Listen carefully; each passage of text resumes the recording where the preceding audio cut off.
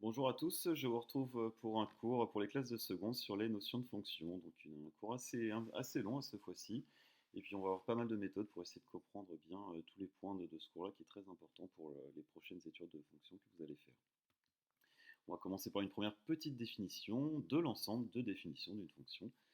Donc si on prend une partie D de l'ensemble des nombres réels R, les nombres que l'on connaît, et bien une fonction f est définie sur D, elle va associer à tout nombre réel x de D, donc de cette partie des nombres réels, un unique nombre qu'on appellera f de x. Et D, eh bien, c'est tout simplement l'ensemble de définition de notre fonction f. Qu'est-ce que ça veut dire concrètement? Ça signifie qu'en fait l'ensemble de définition, c'est l'ensemble des x pour lesquels on pourra calculer une image, pour lesquels on va pouvoir calculer f de x.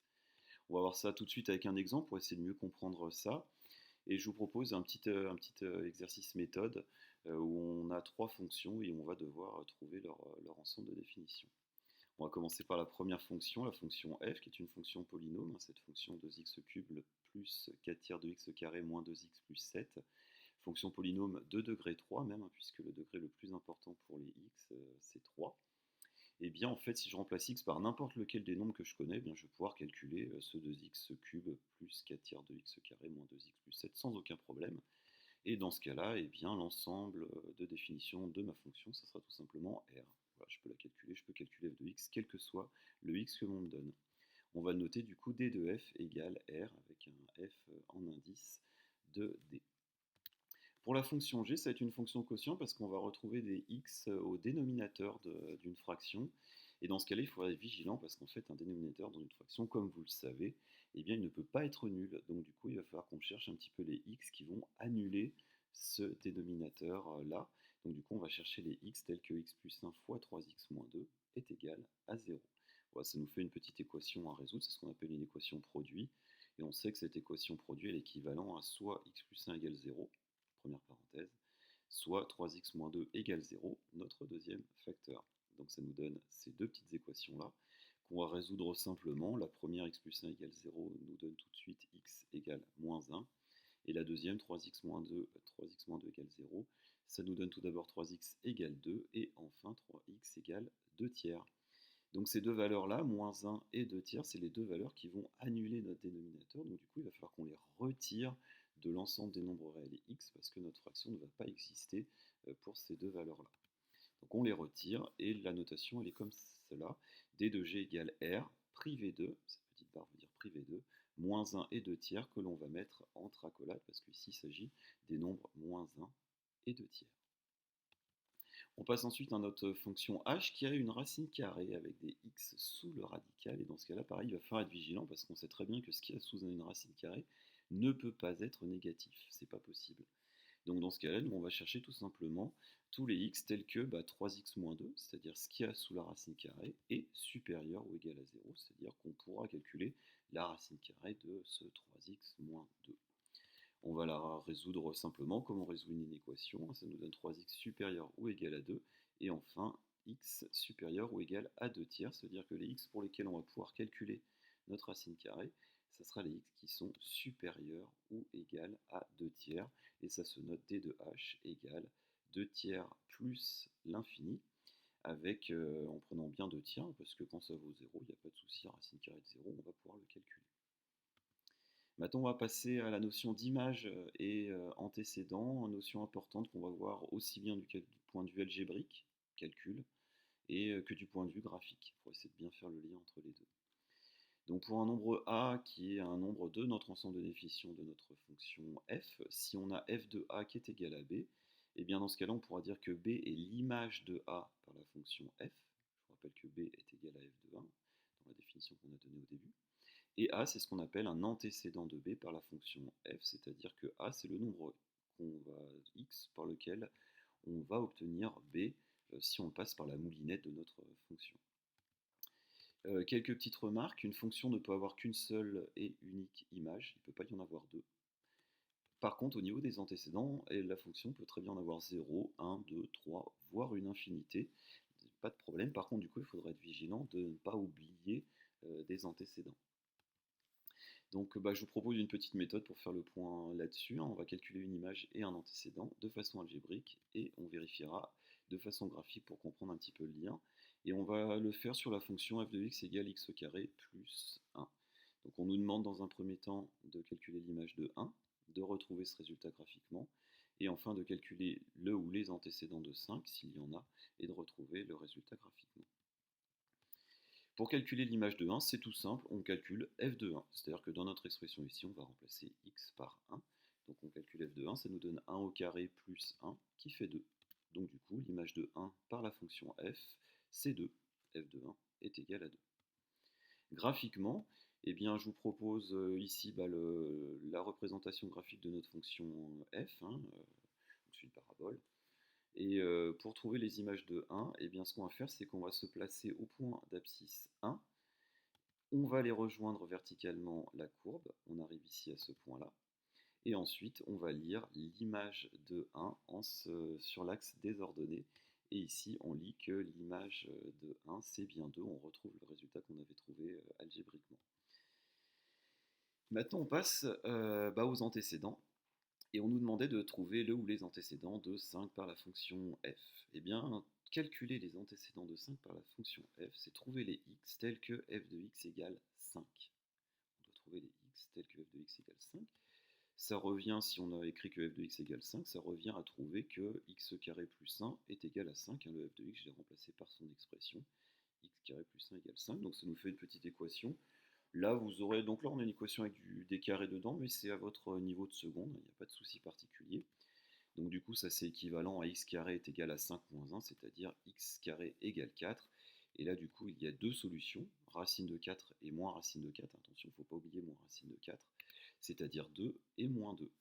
Donc du coup, ça veut dire quoi? Ça veut dire que les antécédents de 5 par la fonction f sont moins 2 et 2. Ça veut aussi dire que f de moins 2 est égal à 5 et f de 2 est aussi égal à 5. Graphiquement, qu'est-ce qui se passe? Eh bien, on va réafficher notre représentation graphique de notre fonction f. Et pour trouver les antécédents de 5, eh bien, on va venir tracer une droite horizontale à l'ordonnée 5. Prenez bien une droite qui va recouvrir l'ensemble de notre graphique pour pas qu'on oublie des antécédents. Et on va chercher les points d'intersection entre notre droite et la fonction. Ici, on voit qu'il y en a deux, ça voudrait dire qu'il y a deux antécédents. Et je vais venir lire les abscisses de ces points-là. Donc ici, on retrouve bien moins 2 et 2.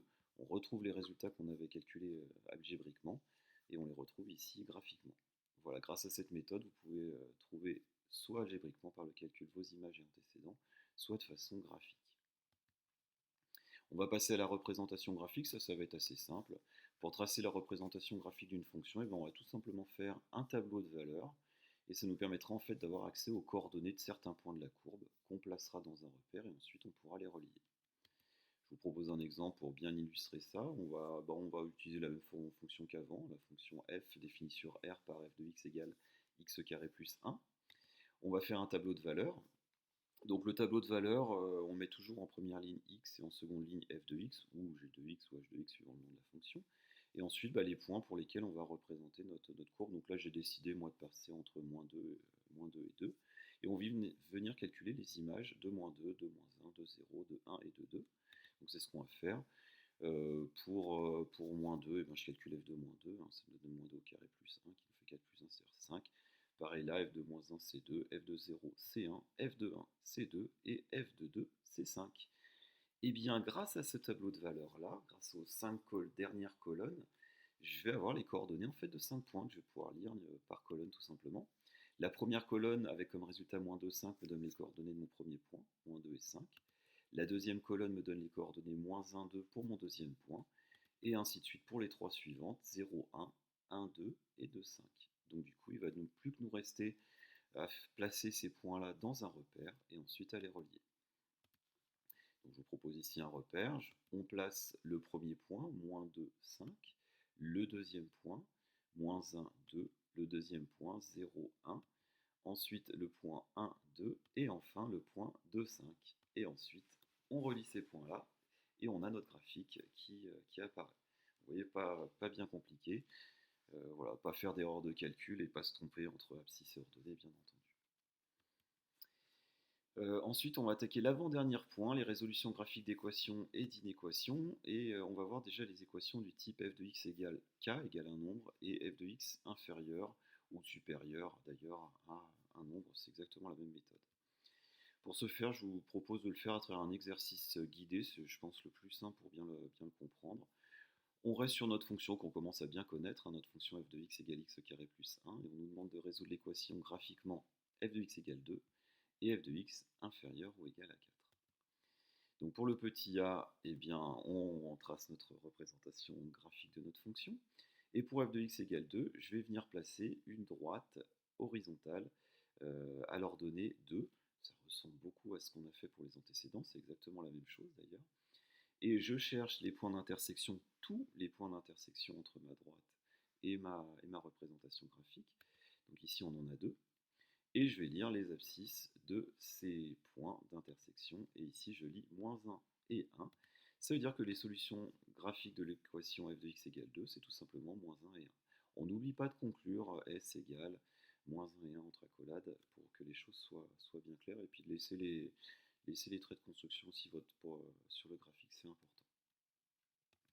Pour résoudre graphiquement l'inéquation f de x inférieure ou égale à 4, eh bien on va placer une droite horizontale à l'ordonnée 4. Et puis on va chercher tous les endroits où f de x inférieur ou égal à 4, ou graphiquement, qu'est-ce que ça veut dire? Ça veut dire que notre fonction, notre courbe représentative, est en dessous ou touche cette fameuse droite qu'on vient de placer. Donc du coup, si je regarde bien, ça va être à l'intérieur de cet intervalle-là, où notre courbe est bien en dessous de notre droite. Donc ici, entre moins 1,7 et 1,7, on essaye d'être le plus précis possible, hein. C'est pas parce que c'est graphique qu'on est imprécis, on essaye d'être le plus précis possible avec le graphique que l'on a. Donc dans ce cas-là, les solutions, ça va être l'intervalle moins 1, moins 1,7, 1,7, moins 1,7 et 1,7 compris, parce que c'est inférieur ou égal, donc les endroits où la courbe touche notre droite, on va les prendre. Voilà. Une petite remarque, attention au sens des crochets suivant le type d'inégalité à résoudre, hein. Si ça avait été un inférieur strict, j'aurais dû exclure le moins 1,7 et le 1,7. Voilà. Dans certains cas, on peut être à l'extérieur de l'intervalle, hein. Si on était en supérieur ou égal à 4, il aurait fallu prendre les intervalles moins l'infini, moins 1,7, union 1,7 plus l'infini. On va placer ensuite d'autres types d'équations, les équations de la forme f de x égale g de x, ou f de x inférieur à g de x. Pareil, on va se faire un exemple parce que c'est ce qu'il y a de plus intéressant pour comprendre. On a deux fonctions, une fonction f qui est définie par f de x égale x carré plus 2, une fonction g qui est définie par g de x égale moins x carré plus 3x plus 2. Et on nous demande de résoudre l'équation f de x égale g de x et de résoudre l'inéquation f de x inférieure strictement à g. On va déjà les tracer dans un repère, hein, parce que c'est ce qu'il y a de plus important. Donc notre fonction f, c'est celle qui est en vert ici, et notre fonction g, c'est celle qui va être en bleu. Donc pour résoudre f de x égale g de x, eh bien graphiquement ça revient à chercher les points d'intersection, les endroits où les deux fonctions sont égales. Ça paraît cohérent d'aller chercher les points d'intersection.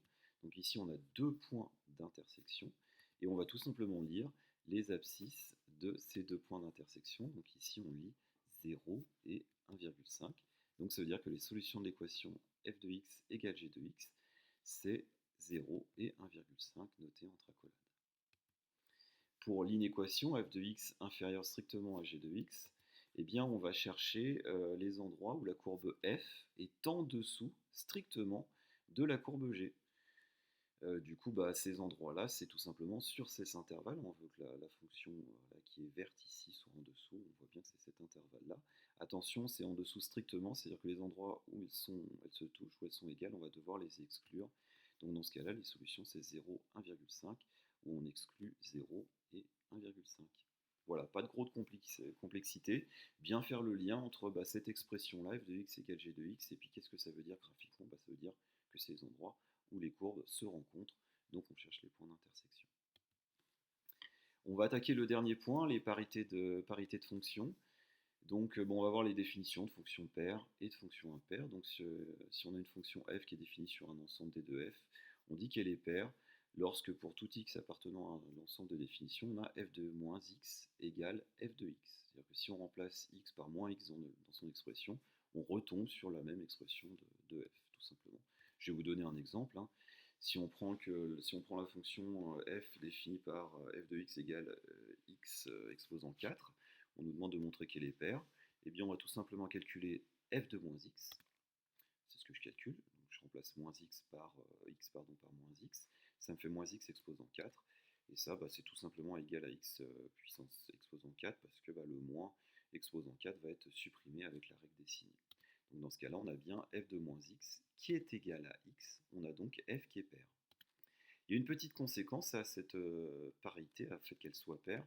Eh bien, dans un repère orthogonal, la courbe représentative d'une fonction paire, elle va être forcément symétrique par rapport à l'axe des ordonnées, l'axe vertical. En exemple, je vous montre tout simplement la courbe f de x, la courbe représentative de la fonction f que l'on a ici, la fonction x exposant 4. On voit bien qu'elle est symétrique par rapport à l'axe des ordonnées. Donc fonction paire, fonction symétrique par rapport à l'axe des ordonnées. Pour les fonctions impaires, eh bien, c'est les fonctions qui vont être définies comme suit, c'est-à-dire que si on, pour tout x appartenant à l'ensemble de définition, on aura f de moins x qui est égal cette fois-ci à moins f de x. Un petit exemple, si je prends la fonction cube, f de x égale x au cube, on nous demande de montrer qu'elle est impaire. Je vais tout simplement calculer f de moins x. Donc je vais remplacer x par moins x là-dedans, ça me donne du coup moins x au cube. Le moins au cube, il va être maintenu, parce qu'un moins à une puissance impaire reste. Et du coup, ça nous donne moins x au cube. Voilà, il y avait une petite erreur dans la diaporama.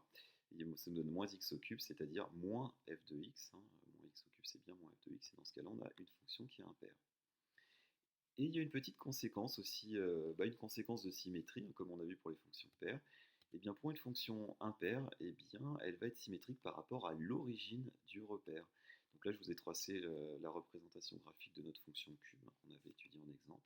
Et on voit bien qu'elle est symétrique par rapport à O. On peut lui faire subir une rotation de 180 degrés par rapport à O. On va retomber sur la même fonction.